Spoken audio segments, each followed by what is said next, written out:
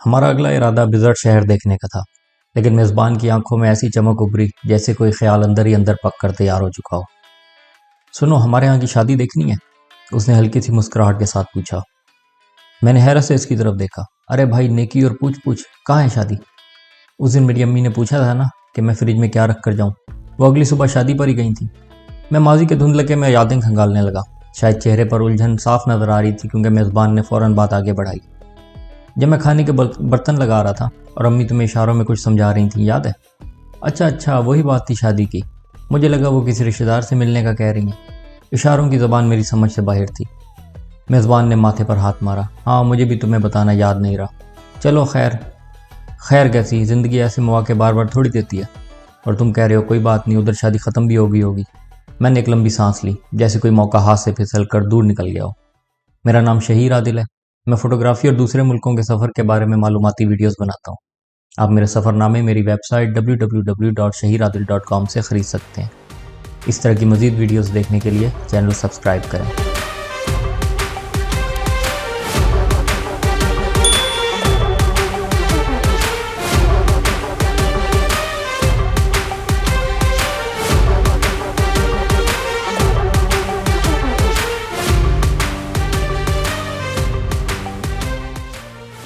نہیں گھبراؤ نہیں، شادی تو آج رات ہے۔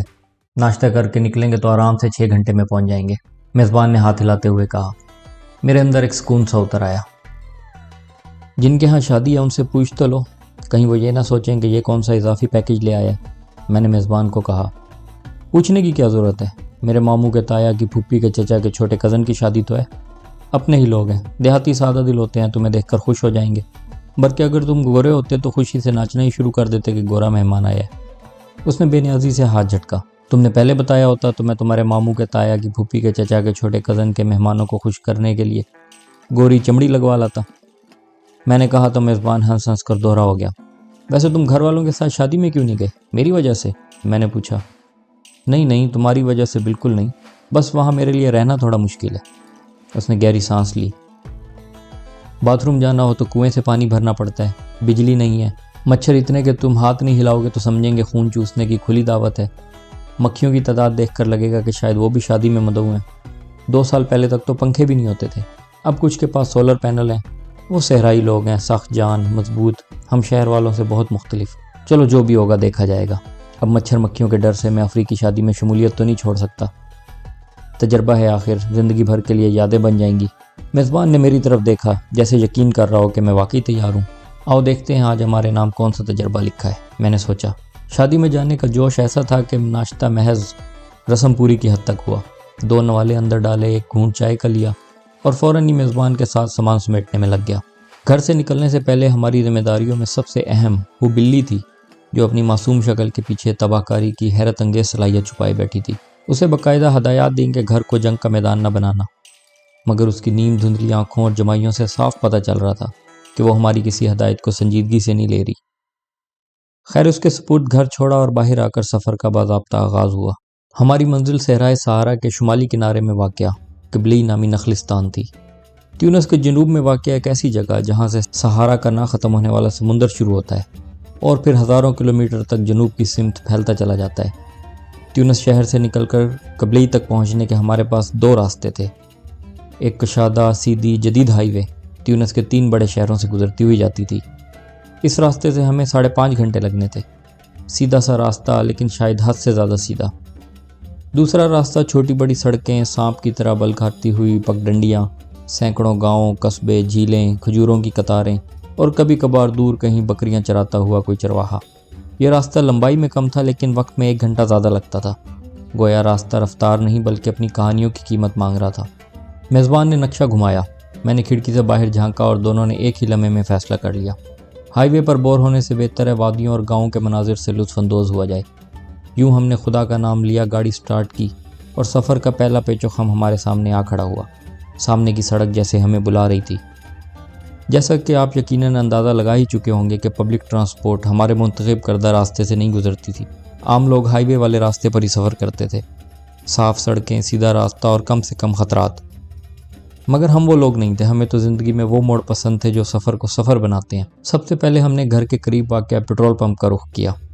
گاڑی کا ٹینک فل کروایا، ساتھ ہی کھانے پینے کی کچھ بنیادی چیزیں لے لیں، بسکٹ، چپس، پھل، خشک میوہ جات اور سب سے اہم پانی۔ صحرا میں پانی وہ نعمت ہے جس کی اہمیت انسان کو تب سمجھ آتی ہے جب زبان خشک ہو جاتی ہے۔ 2 دن پہلے جس کولر میں ہم نے پھل اور مچھلی ٹھنڈی رکھی تھی، آج اس میں صرف برف تھی۔ میزبان نے فرانسیسی سیاح ایمل لیرے کی کہانی سنانا شروع کی، وہ کہانی جس نے نہ صرف ہمارے سفر کو دلچسپ بنایا بلکہ صحرا کی سنگ دلی کا بھی احساس دلایا۔ 30 سال پہلے کی بات ہے، ایمل لیرے مراکش کی ایسی ہی وادیوں اور صحرا میں گھوم رہا تھا۔ ایک آبادی سے دوسری آبادی کی طرف جا رہا تھا کہ اچانک اس کی کار کے نیچے بڑا پتھر آ گیا، ایک زوردار دھماکہ ہوا اور گاڑی کا ایکسل ٹوٹ گیا۔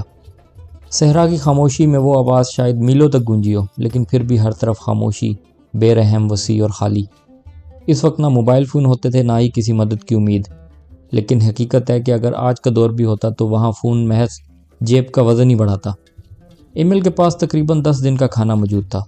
وہ 2 دن تک انتظار کرتا رہا کہ شاید کوئی گزرتا ہوا مسافر اس کی مدد کر دے، مگر صحرا میں مسافر بھی ریت کے ذروں کی طرح ہوتے ہیں، کب آئیں کب غائب ہو جائیں کچھ پتہ نہیں چلتا۔ اس کے پاس وقت کم اور صحرا کی وسعت بے پناہ تھی۔ آخر کار اس نے ایک عجیب پلان بنایا۔ اس نے سوچا کہ اگر گاڑی نہیں چل سکتی تو کیوں نہ اسے چلنے کے قابل کسی اور چیز میں بدلا جائے۔ ایمل نے کئی دن تک گاڑی کو ٹکڑوں میں توڑا، اس کے پرزے الگ کیے، لوہے کو موڑا، پیچ نکالے، باڈی کو دوبارہ جوڑا۔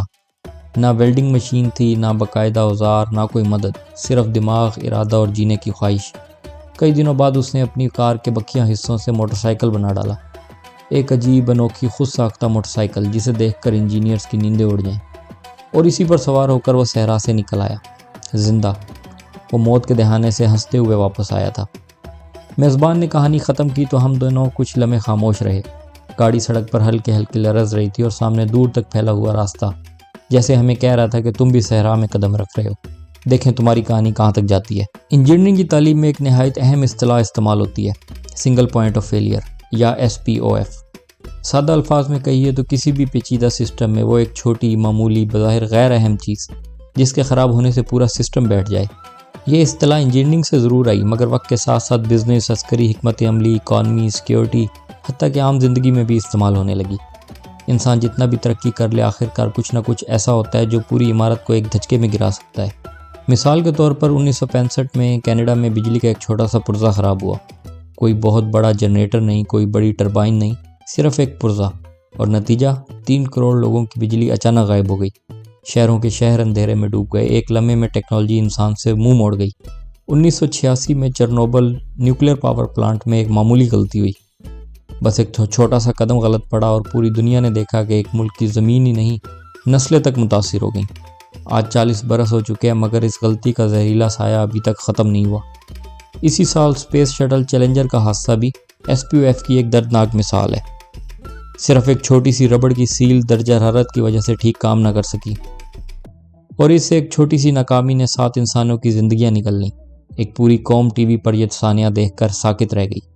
SPOF کی سب سے دلچسپ مثال مجھے روزمرہ زندگی میں نظر آتی ہے۔ لوگ اپنی شادی بیاہ کی تصاویر، بچوں کے بچپن کے لمحے، والدین کی آخری مسکراہٹیں، گریجویشن کی تصویریں، اپنی زندگی کے سب سے قیمتی پل ایک چھوٹے سے سستے، کم کوالٹی والے میموری کارڈ میں محفوظ رکھتے ہیں، اور کوئی دوسرا بیک اپ نہیں، نہ کوئی کلاؤڈ سٹوریج، نہ کسی اور کارڈ میں کاپی، نہ کہیں اور محفوظ ورژن۔ اور جب میموری کارڈ خراب ہو جاتا ہے تو سمجھیں وہ یادیں یوں غائب ہوتی ہیں جیسے کبھی تھیں ہی نہیں۔ یہی حال سفر کے دوران بھی ہوتا ہے۔ انسان اکثر بے فکری یا سادگی میں چند بنیادی احتیاطیں نہیں کرتا، پاسپورٹ کی فوٹو کاپیاں الگ الگ جگہ نہیں رکھتا، یا صرف ایک ہی ادائیگی کا ذرائع استعمال کرتا ہے، مثلاً ایک ہی کارڈ، نقد رقم کو ایک ہی جگہ رکھتا ہے، تمام اہم دستاویزات صرف موبائل فون میں رکھتا ہے، جیسے موبائل کبھی کھو نہیں سکتا، بیٹری کبھی ختم نہیں ہو سکتی، یا موبائل خراب نہیں ہو سکتا۔ یہ غلطیاں شاید سالوں تک مسئلہ نہ بنے، لیکن پھر ایک دن ایک جگہ ایسی چک پڑ جاتی ہے کہ انسان سوچتا رہ جاتا ہے کہ کاش میں نے چھوٹا سا بیک اپ بنا لیا ہوتا، لیکن تب تک اکثر دیر ہو چکی ہوتی ہے۔ SPOF بھی ہمیں یہی سبق سکھاتا ہے، زندگی میں ایک بھی ایسا نازک نقطہ نہ چھوڑیں جس کے الٹنے سے پوری دنیا ہی الٹ جائے۔ اس طرح کی مزید ویڈیوز دیکھنے کے لیے چینل سبسکرائب کریں۔